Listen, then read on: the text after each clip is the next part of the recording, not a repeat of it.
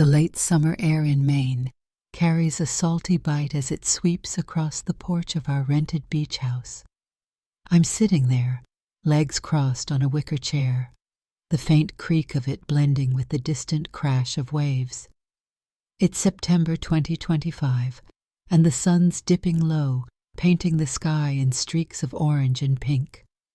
Beside me, Henry flips through a fishing magazine, his rough carpenter's fingers tapping the pages like he's restless for something he won't name. We've been married 42 years, long enough to know each other's silences, long enough for life to settle into a rhythm of quiet comfort. But tonight, something feels off.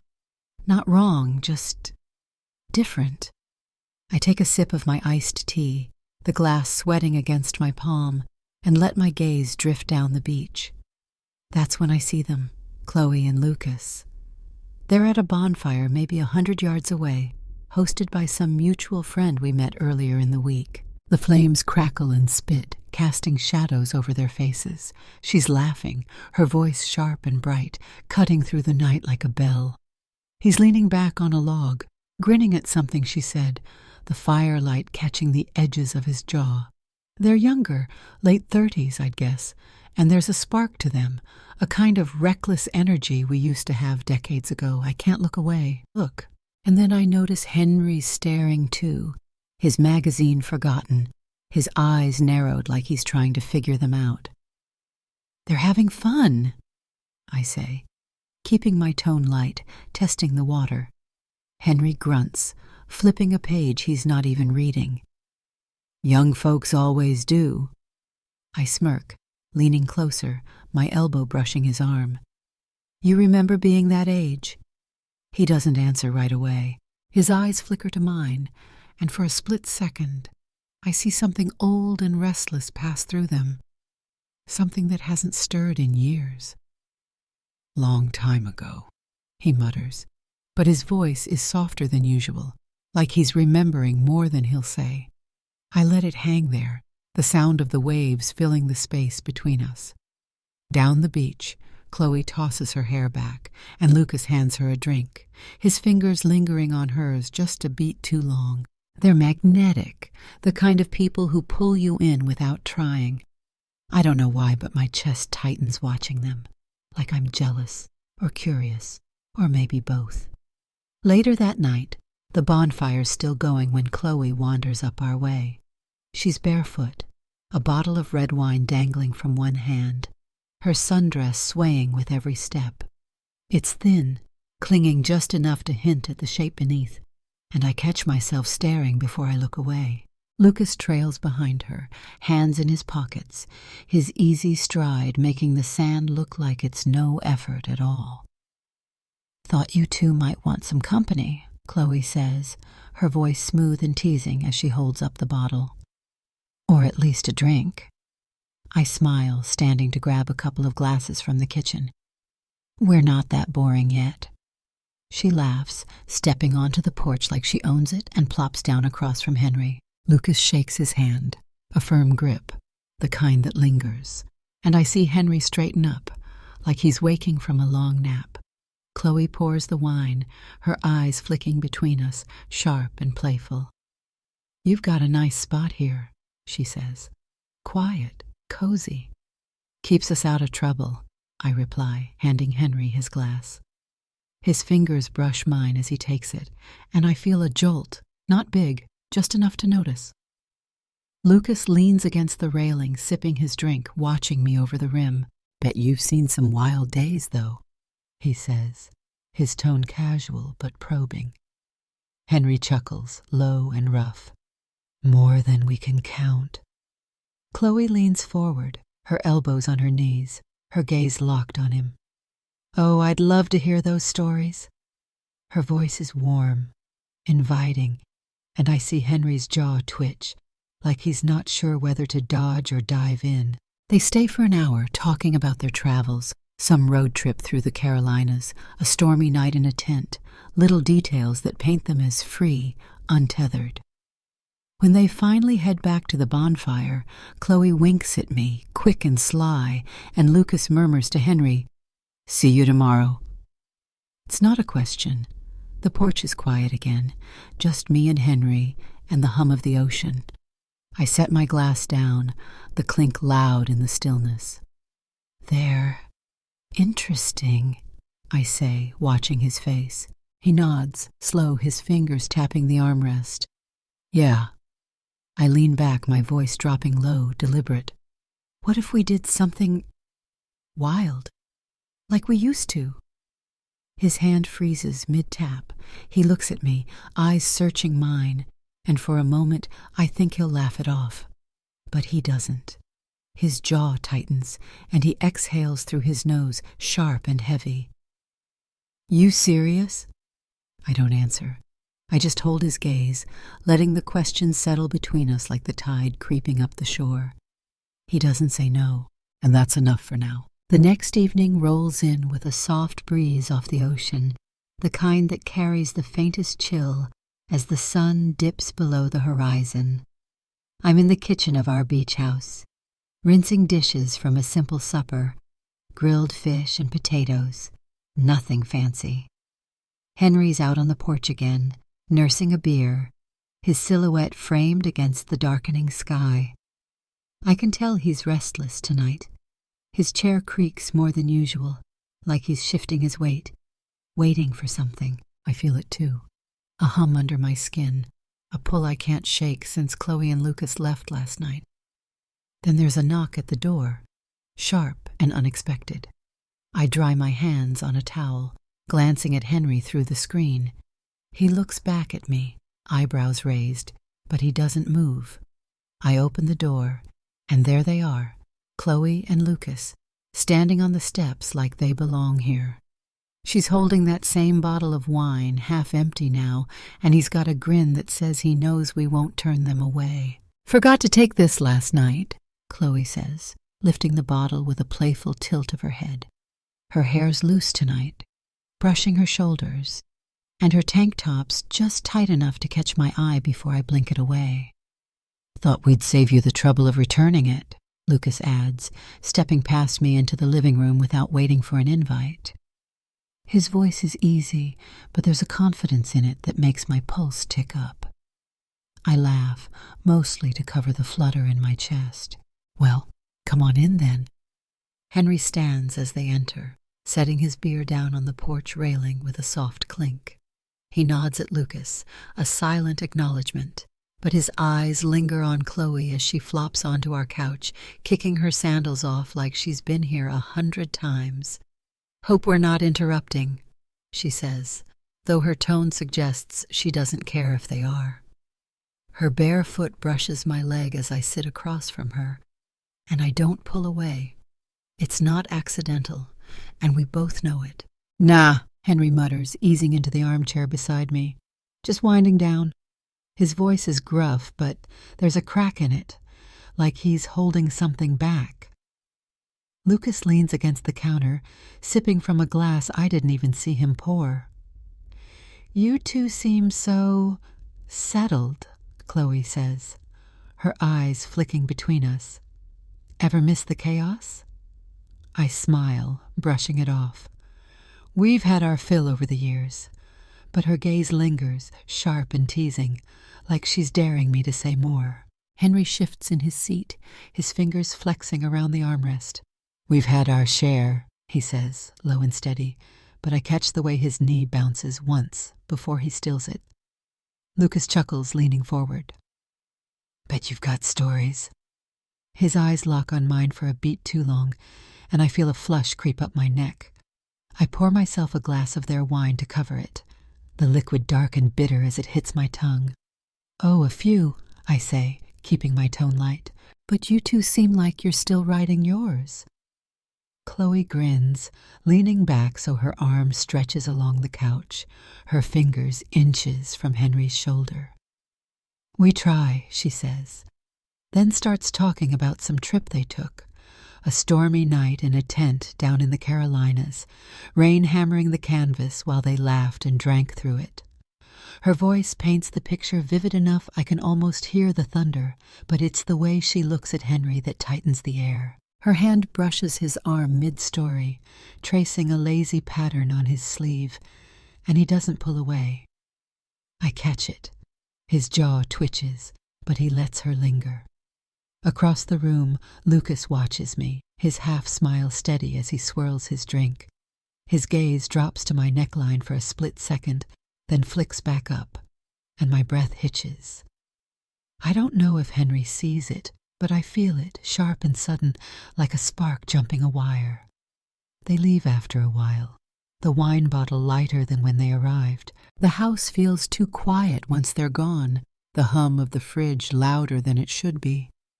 Henry's back on the porch, staring out at the black waves, and I join him, leaning against the railing. "She likes you," I say, my voice low, testing him. He grumbles, taking a slow pull from his beer. "He likes you."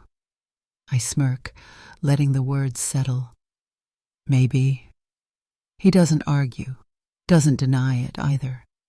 The ocean rolls in, steady and endless, and I feel that hum in me again, louder now. Later we're in bed, the sheets cool against my skin, but I can't sleep. The waves crash outside, a rhythm that matches the thoughts spinning in my head. I nudge Henry, my voice barely above a whisper. "If we wanted, would you?" He's quiet for so long I think he's asleep. Then he exhales, rough and slow, the sound heavy in the dark. "Would you?" I don't answer right away. My fingers curl into the blanket, the weight of his question pressing against me. "Maybe," I say finally, soft enough he could pretend he didn't hear it. But he does. I feel him shift beside me, his breath catching for a second before he settles.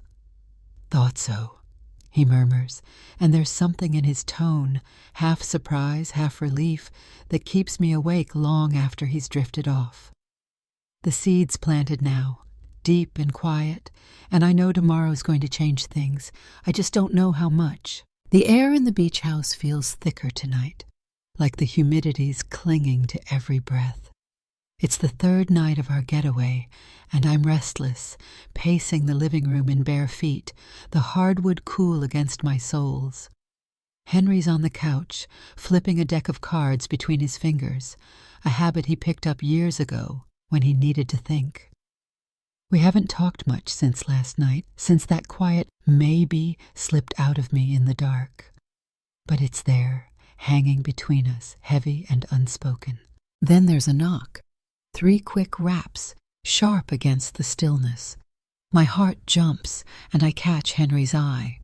He sets the cards down, slow and deliberate, like he's bracing himself. I open the door, and Chloe and Lucas step inside, unannounced but not unexpected. She's carrying a bottle of bourbon this time, the amber liquid glinting in the porch light, and he's got a deck of cards tucked under his arm, a grin tugging at his lips. "Thought we'd spice up your evening?" Chloe says, her voice bright and daring as she brushes past me. Her tank top's loose tonight, slipping off one shoulder, and I catch a whiff of her perfume, something warm, like vanilla and spice. Lucas follows, clapping Henry on the shoulder as he passes. "You up for a game?" he asks, already heading for the kitchen counter. Henry grunts, standing. "Guess we'll see." But there's a spark in his eyes, a flicker of something I haven't seen in years. We settle around the coffee table, me and Henry on the couch, Chloe and Lucas across from us on the floor, the bourbon between us like a fifth player. Chloe pours shots, her movements quick and sure, and Lucas shuffles the deck, dealing out a game of poker. The rules start simple, but they bend fast. Shots for lost hands, dares creeping in as the bottle empties. The room warms up, laughter cutting through the tension, and I feel the bourbon burn its way down my throat, loosening something in me. Chloe's knee presses against Henry's as she leans forward to grab a card, her fingers brushing his thigh. "You're too stiff," she teases, her voice low, almost a whisper. "Loosen up." He tenses, his breath catching, but he doesn't move away. Across from me, Lucas slides closer, his hand brushing my thigh under the table. Not bold, just enough to test me. "You're not stopping me," he murmurs, his breath warm against my ear. I don't. I just sip my drink, letting the heat of it match the flush creeping up my skin. The game fades, cards forgotten on the table. Chloe shifts, leaning into Henry, her shoulder pressing against his chest. Her fingers trail down his arm, slow and deliberate, then slip to his chest, resting there like she's claiming him. "Relax," she says, her lips brushing his jaw, soft and teasing. His hands flex on his knees, then lift, not to push her away, but to hover over her waist, caught between restraint and surrender. I see his throat work as he swallows, his breath coming faster.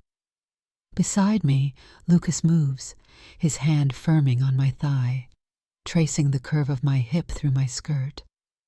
My pulse hammers, sharp and unfamiliar after so long.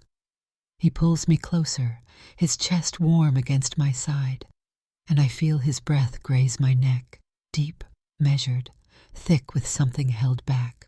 "Your turn," he whispers, his voice low and dark, vibrating against my skin. My fingers curl into the couch, but I don't pull away.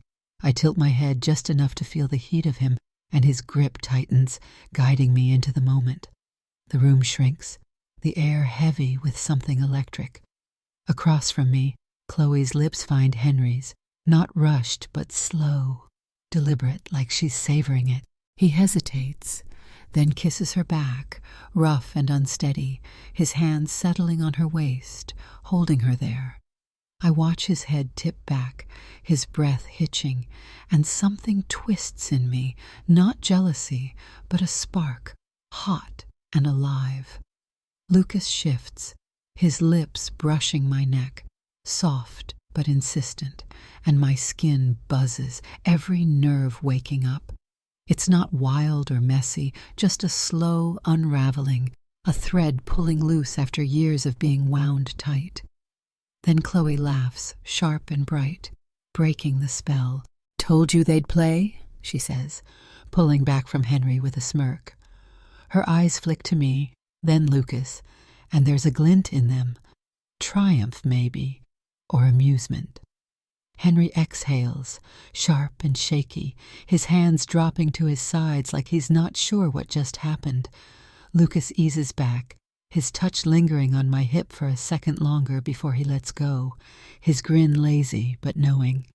I catch my breath, the bourbon still burning in my chest, the room spinning just a little.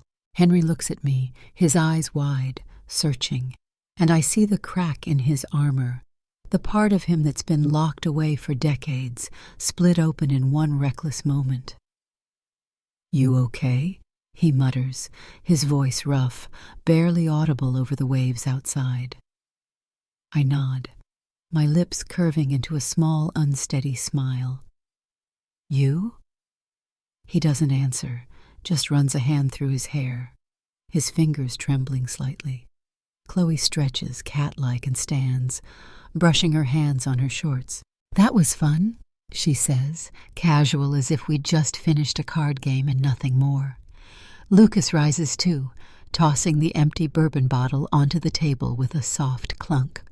"See you around," he says, his eyes locking on mine for a beat before they head for the door. The latch clicks shut behind them, and the silence rushes in, thick and charged, pressing against us like the tide. The beach house feels too still after Chloe and Lucas leave, like the air's holding its breath.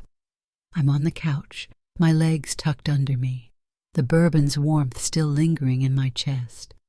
Henry's beside me, elbows on his knees, staring at the scattered cards on the coffee table, like they might explain what just happened. The ocean rolls in outside, a steady hum through the open windows, and the clock ticks past midnight.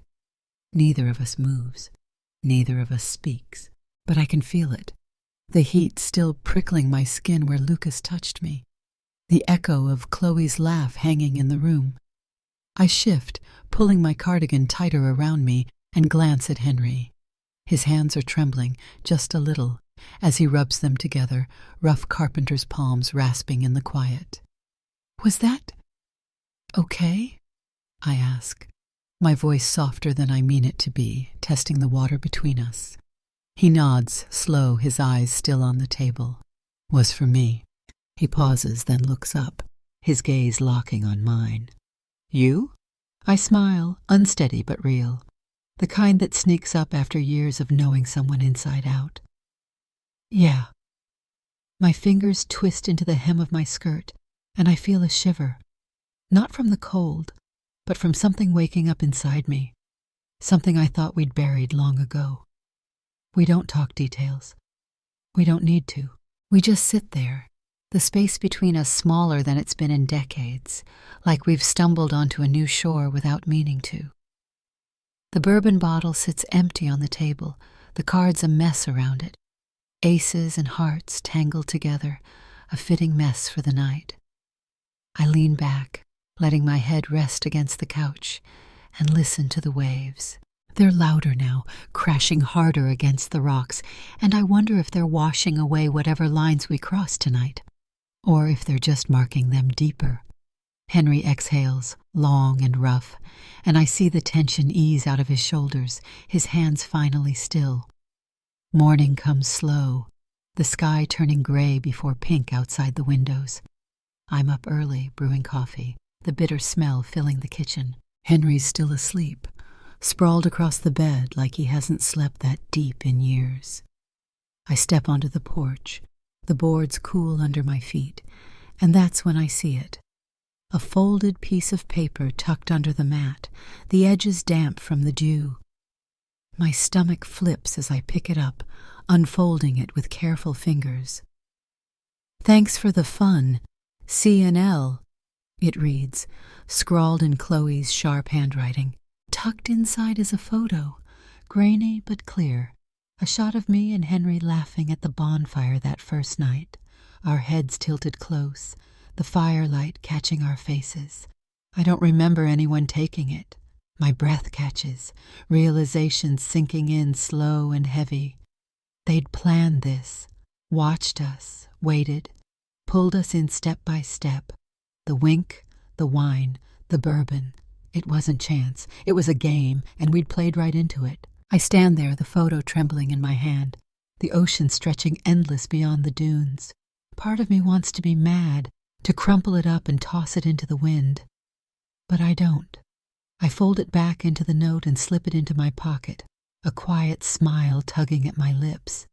They got us, sure, but we got something too. Henry steps out later, coffee mug in hand, his hair still mussed from sleep. "What's that look for?" he asks, squinting at me over the rim. I pat my pocket, not showing him yet. "Nothing, just thinking." He grunts, leaning against the railing beside me, and we watch the tide roll in. "Think they'll be back?" I ask, keeping my tone light, but there's a real question under it. He shrugs, a spark flickering in his eyes, something alive, something new. "Maybe we'll find them first." I laugh, soft and surprised, and he smirks, the lines around his mouth softening. We finish our coffee in silence, then start packing up, the cooler, the fishing gear, the little odds and ends of a weekend away. But it's different now. There's an energy between us, a current I can't name, uncertain maybe, but ours. As we load the car, I catch Henry glancing down the beach, toward where the bonfire was, and I know he feels it too. Whatever this was, it's not over, not yet, not